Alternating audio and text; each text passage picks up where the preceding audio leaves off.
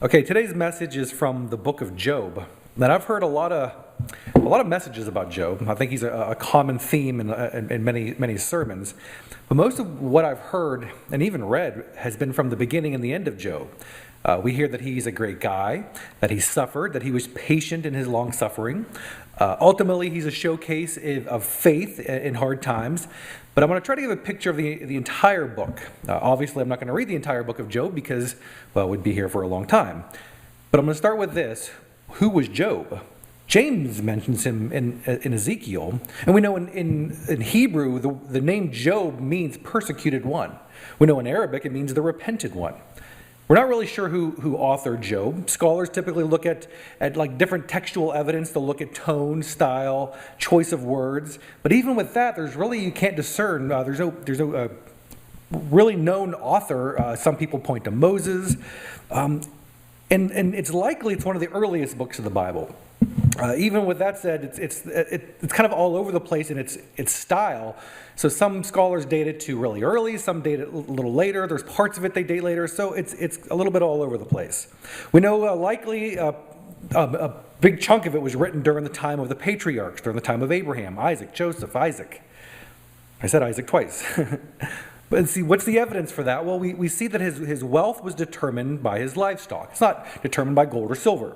As the head of the family, we have Job offering sacrifices. There's no talk of the Exodus. There's no talk of the Israelites to Mosaic law, to the tabernacle. So likely it predates that.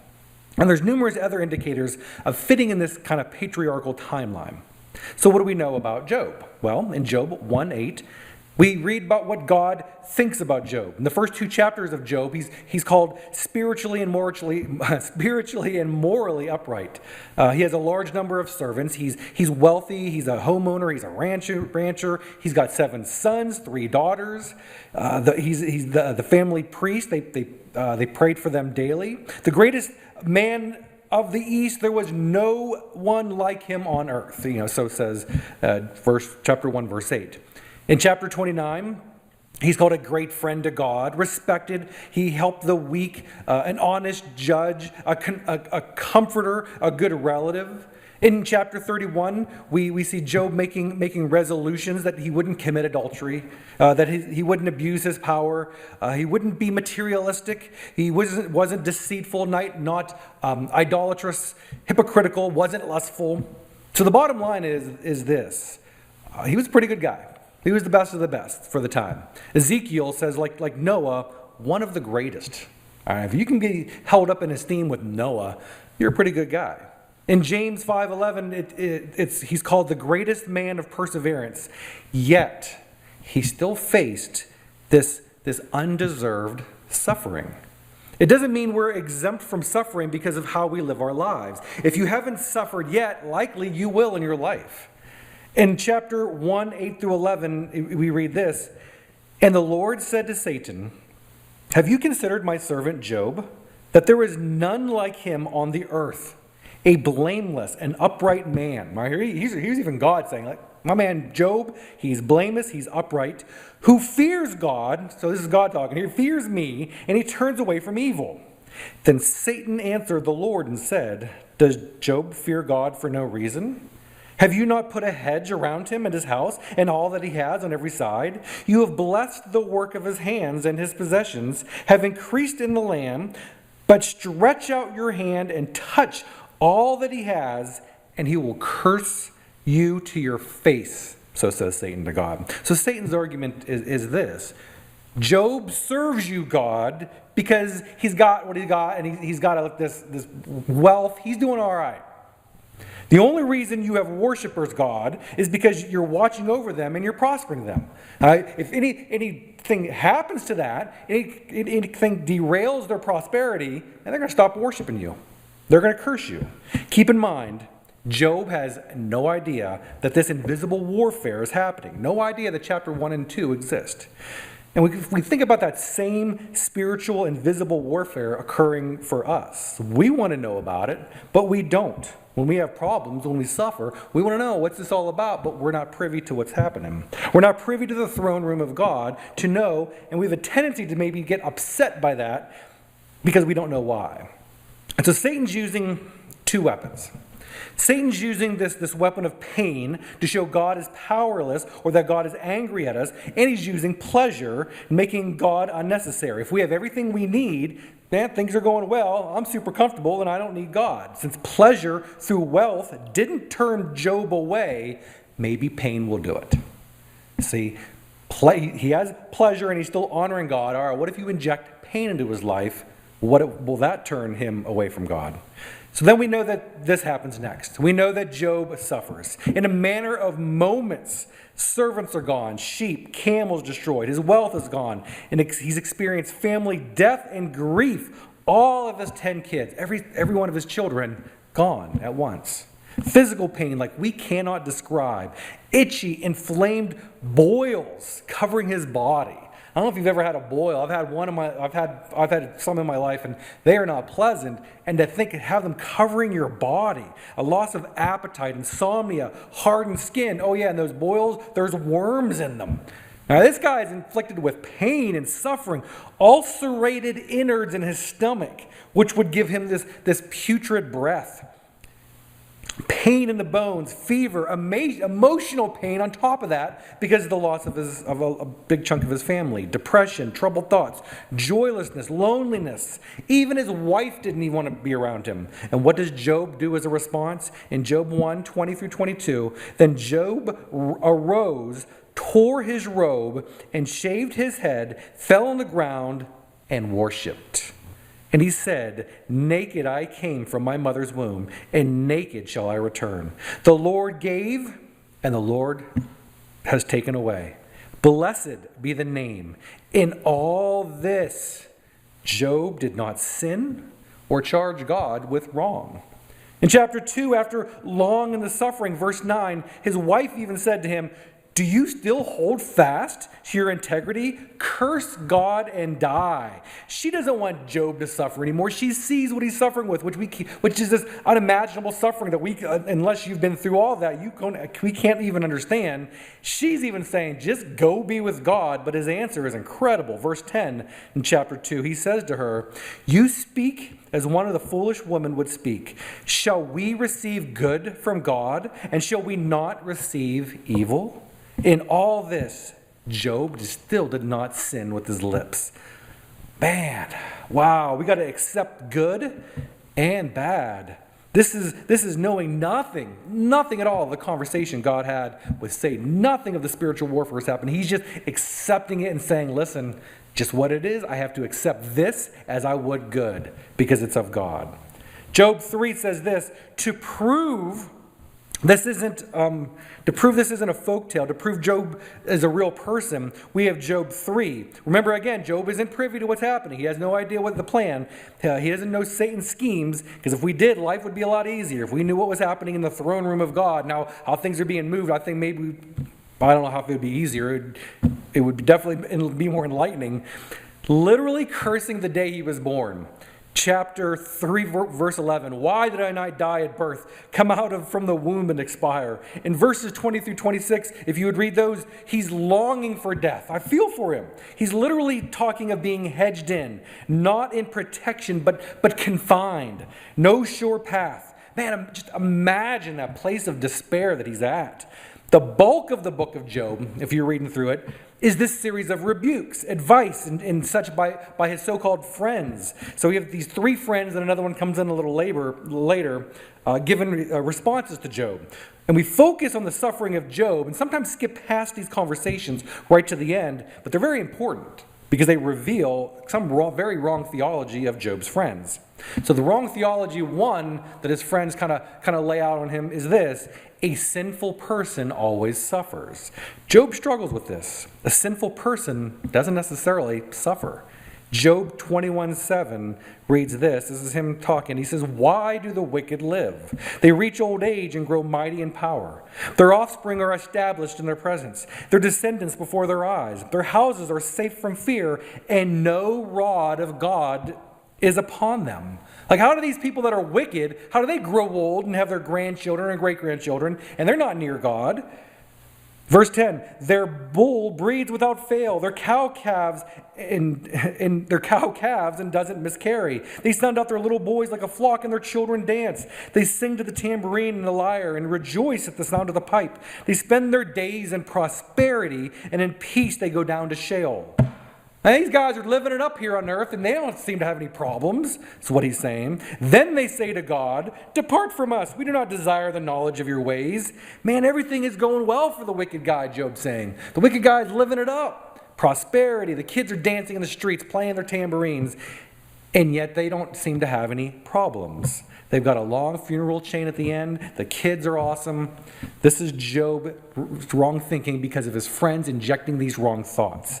The wrong theology, too, the wrong thought that they also injected in him is this: if you are suffering, it must be because something you did really bad. All right, this is what Job's friend's saying to him. Because you're suffering, you must have done some bad stuff. His friend Eliphaz says this in chapter 3, Job 3, 4, 7. If you are innocent and upright, how are you suffering? All right. Job says this: you cannot continue to sin and don't repent. That's why you suffer. Bildad, another friend, says this: you deserve suffering because you don't admit you're sinning. You deserve it. He even calls Job evil. Zophar, another friend, reiterates that same theme. He says Job deserves more pain, claims his superiority in his understanding, that he must know more than Job, that he should get more than he's already got. Job's being punished because of pride, like he's even called like dung, a poor dad, that he pressed the poor, and so on. Lies to kind of drive Job down. Again, remember what I said about Job. He was one of the best of the best, yet here his friends say, you must have been one of the worst of the worst because of what you're experiencing. Then they question his motivation for serving God. And these friends are horrible counselors. Job just lost his children. Horrible friends. The thing is this: if you read through Job's friends' advice, if you read through their counsel, some of it is actually kind of theologically sound. Some of it's good stuff. It's just applied wrongly.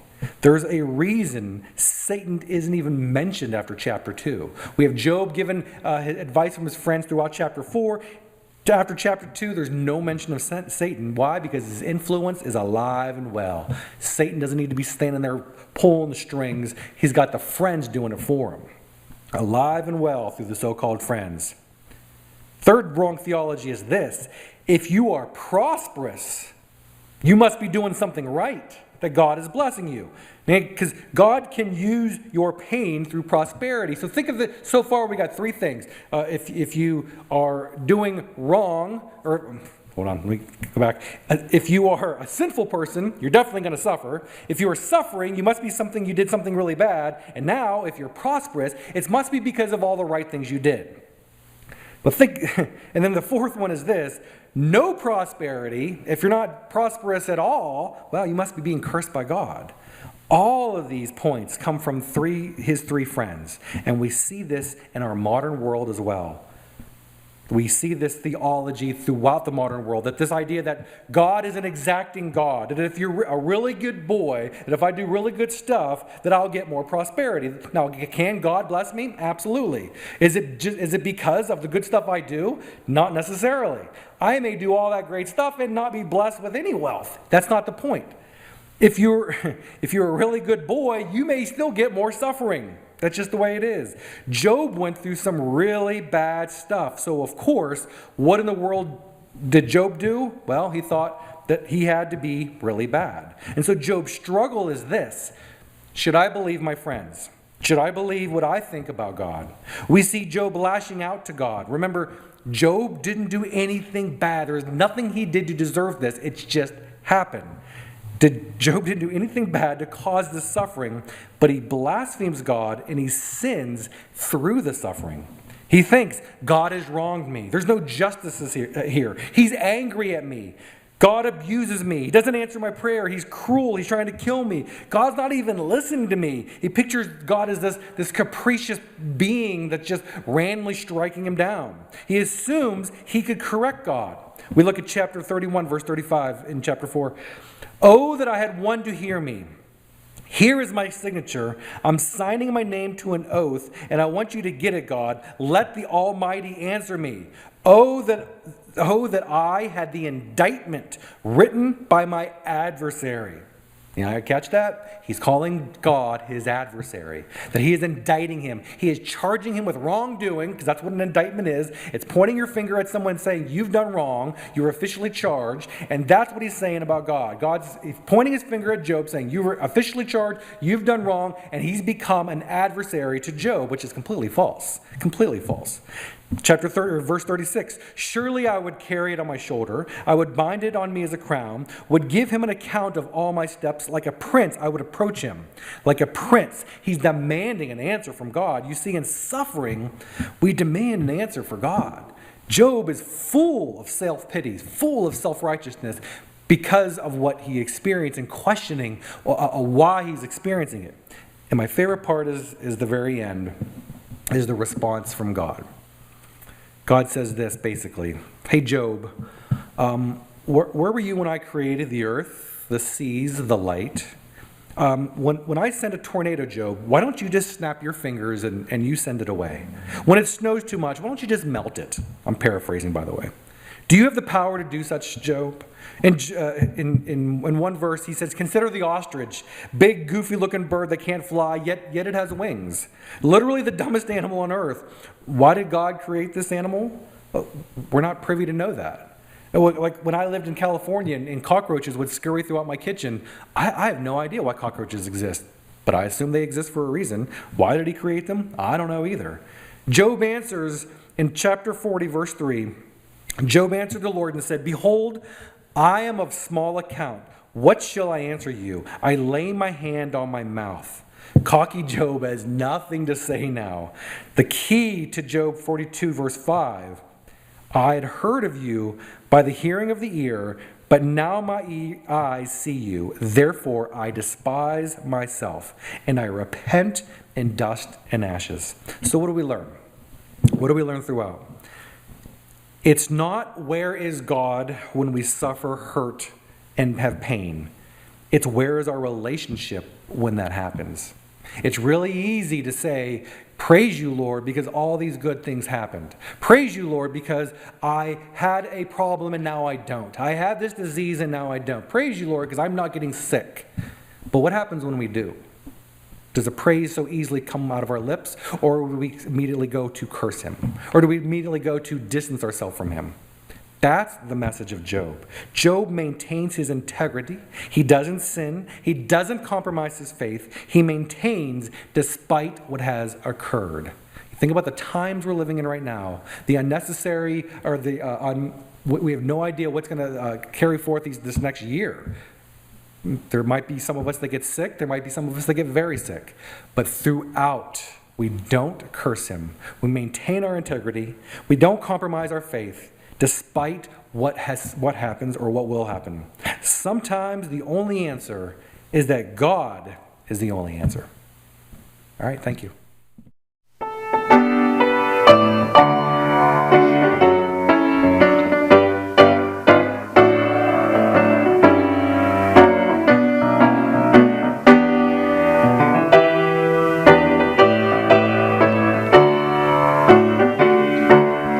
Blessed assurance, Jesus is mine. Oh, what a foretaste of glory divine, heir of salvation, purchase of God, born of his Spirit, washed in his blood. This is my story, this is my song, praising my Savior all the day long. This is my story, this is my song, praising my Savior all the day long. Perfect submission,